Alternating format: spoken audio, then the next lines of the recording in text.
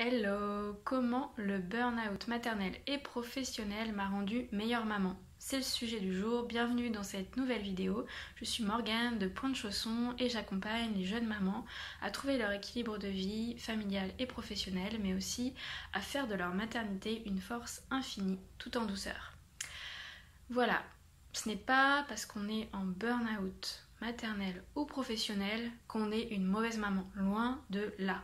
Très souvent, on veut tellement bien faire qu'en fait on en arrive là. Ça part d'une très belle intention. Donc retiens bien ça, tu n'es pas une mauvaise maman parce que tu es en burn-out maternel ou professionnel. Et ou, hein, parce que des fois les deux se cumulent. Mais en tout cas, je peux te dire que cette épreuve, moi, elle m'a vraiment permis de développer des qualités qu'auparavant je n'exploitais pas assez. Le burn-out maternel, comme n'importe quelle épreuve de la vie, a son lot d'apprentissage et il y a des leçons à en tirer. Donc ne t'inquiète pas si tu en es là, ça va aller mieux, tu vas devenir encore meilleure, une meilleure personne suite à cette épreuve. Ça peut prendre un peu de temps, mais en tout cas c'est carrément possible. Alors on y va pour voir comment ce mal du siècle des jeunes mamans et aussi parfois des papas peut impacter positivement ta vie. Alors je te partage tout simplement ce que moi j'ai appris suite à mon burn-out maternel, ce qui a changé dans ma vie. Ce que j'ai appris, c'est que les pauses, en fait, elles sont obligatoires. En fait, elles sont même à mettre dans mon agenda, des pauses pour moi, d'abord pour moi, quotidiennement, et ensuite pour mes enfants, pour mon couple. Mais ma priorité, c'est vraiment moi.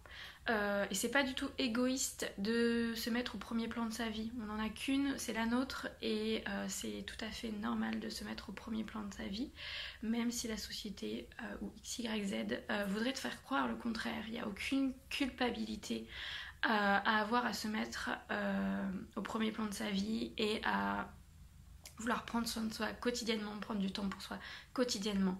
D'autant plus que plus tu vas le faire, plus tu vas avoir d'énergie, plus tu vas avoir d'amour propre, d'estime de toi, et plus en fait tout ça va rayonner autour de toi, autour de tes enfants, autour de ton couple, pour ton travail, pour les projets que tu as amenés dans ta vie. Donc je sais que c'est pas évident, mais voilà, j'ai envie de planter une graine là, vraiment, et je le dirai encore et encore, j'en planterai d'autres. C'est toi ta priorité, c'est toi la priorité de ta vie.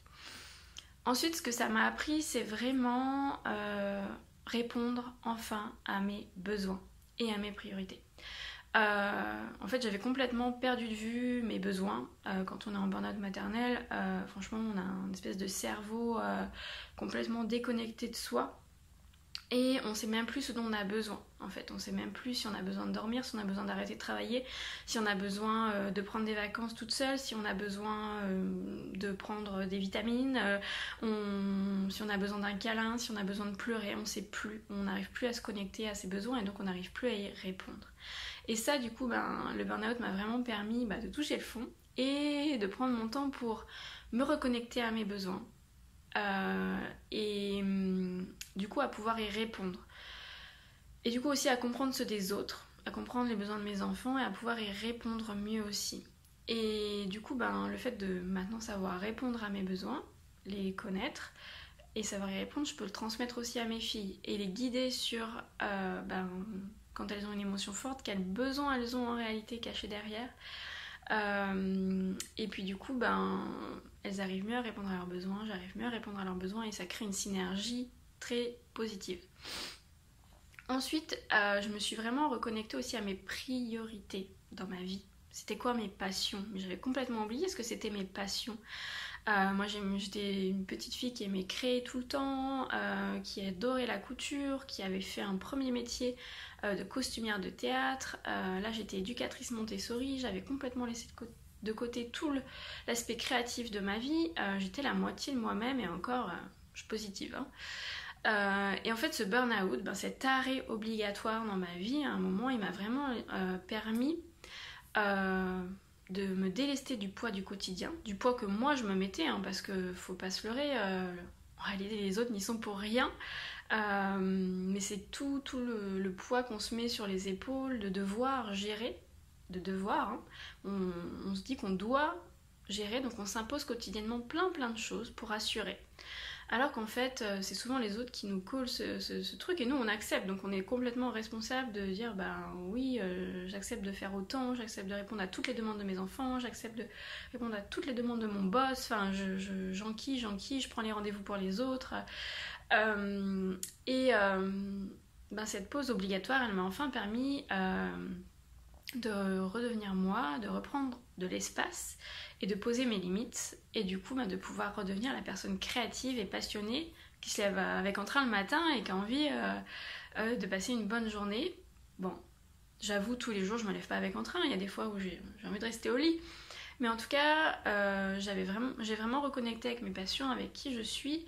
Et ça c'est hyper important parce que si on est aligné avec soi-même, on peut vraiment aller très très loin dans la vie et ça donne plein d'énergie.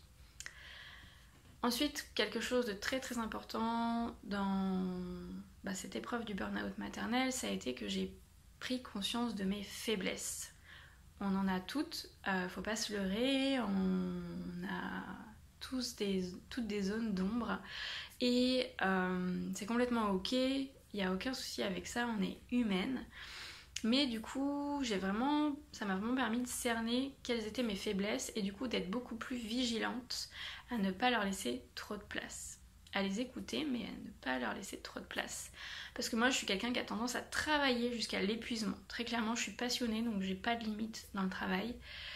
J'ai vraiment des difficultés à me mettre des limites, à me dire là, c'est bon, tu t'arrêtes, c'est ok pour aujourd'hui. Ma tendance à toujours vouloir être dans l'effort pour sentir que ce que je fais est bien, clairement ça peut être très positif, mais ça peut aussi à l'extrême être juste mener au burn-out par exemple. Et il est fortement possible que tu te reconnaisses dans ce que je décris, mais en fait c'est vraiment un cercle vicieux qui s'enclenche. Parce que quand tu respectes pas tes limites, que tu es toujours dans l'effort, que tu veux toujours faire mieux, dans l'extrême, tu te fatigues, tu es plus émotive. Donc il y a des tempêtes émotionnelles qui arrivent. Tu as peur de communiquer sur tes besoins cachés derrière tes émotions, ou tu n'arrives même pas à déceler tes besoins qui sont cachés derrière tes émotions. Et donc ça crée une incompréhension de ton entourage. Toi-même tu comprends plus trop ce qui se passe, et puis ton entourage autour, c'est pire. Et du coup, tu te retrouves un peu toute seule face à tout ce poids que tu portes sur tes épaules. Clairement, là, c'est pas le bon truc du tout. Et pour s'en sortir, il faut vraiment accepter ses faiblesses et se dire ok, je vois que j'ai du mal à me poser des limites, je suis perfectionniste, ok, mais alors du coup, est-ce que je peux décaler le curseur un tout petit peu? Si je décale un petit peu le curseur de la perfection, qu'est-ce qui se passe? Est-ce que c'est la grosse cata? Sincèrement. Voilà. Moi, je t'invite à jouer avec ton curseur et à voir ce qui se passe et petit à petit à lâcher prise, C'est un petit exercice que tu peux faire sur certaines situations précises où tu te rends compte que tu as du mal à lâcher prise, ça te met dans des états pas possibles, où ça te fatigue énormément. Qu'est-ce qui se passe si tu le fais pas, si tu le fais moins, si tu le fais autrement? Et du coup, pour pas tomber dans ce cercle vicieux de mes émotions qui m'emportent, qui mènent dans des états pas possibles, j'ai vraiment appris à décoder ce qu'elles avaient à me dire, ces émotions, et à reconnaître les besoins qui se cachaient derrière elles, ce que je te disais un peu avant. Mais c'est vraiment un travail de tous les jours, en fait. Prendre soin de soi, ça se remet jamais à demain. En fait, c'est aujourd'hui, c'est maintenant qu'il faut le faire. Du coup, sache que tes émotions, elles sont ni négatives ni positives, elles ont juste un message pour toi. Et ça, j'apprends vraiment aux mamans que j'accompagne à décoder ce que sont les messages cachés derrière leurs émotions, et que c'est tout à fait ok de ressentir des choses, même fortes, c'est ok. T'as une sensibilité, c'est un beau cadeau, et il faut juste apprendre à naviguer avec. Voilà ce que le burn-out m'a appris. Rien n'arrive pour rien. Je me suis toujours dit que cette épreuve dans ma vie, elle n'arrivait pas pour rien, et qu'il y a toujours du positif à tirer des pires situations possibles. Alors si tu te sens en burn-out, si tu es en plein dedans, si tu as des doutes, écoute ton corps. Il dit stop. Et franchement, il a raison. Donc mets met en fait ton mental en sourdine. Parce que lui, en fait, il va continuer ce petit dialogue interne qui est rempli de peur, de blocage, de fatigue, de frustration. Et toutes ces énergies, elles sont contractées. Tu vois, c'est des énergies qui contractent. Et qui sont pas dans l'ouverture. En fait, ces énergies contractées, elles peuvent pas t'aider à prendre la bonne décision pour toi, elles peuvent pas t'aider à prendre soin de toi. Donc écoute vraiment ton corps, reviens à ton corps, laisse tomber tout ce qui se passe dans ta tête. Et en fait, ton corps, il est fatigué, il t'envoie des signaux de stress, de détresse. Et donc écoute-le, reviens à lui et décide de faire ce qui est bon pour toi en écoutant ton corps. T'es fatigué, dors. T'as besoin d'être écouté, va voir quelqu'un qui peut t'accompagner. Ne reste pas seul face à cet état. Voilà, vraiment, fais le premier petit pas que tu puisses faire pour prendre soin de toi aujourd'hui. Ça sera déjà un super challenge de relever dans ce passage de ta vie un peu difficile, peut-être beaucoup. Donc dis-moi dans les commentaires si tu arrives à voir le positif dans ta situation actuelle, quelle qu'elle soit, que ça soit tout rose chez toi, a priori, que tu sois en total burn-out, que tu te poses des questions sur est-ce que c'est en train de m'arriver ou pas. Dis-moi, est-ce que tu arrives à voir le positif de cette situation, ce que tu vas pouvoir en tirer. Et si c'est difficile, il n'y a aucun souci, c'est ok, c'est tout un chemin. On avance ensemble, avec douceur. Et je suis là pour toi, j'ai hâte de répondre à tes petits commentaires. Je t'embrasse fort et je te dis à très bientôt pour une prochaine vidéo.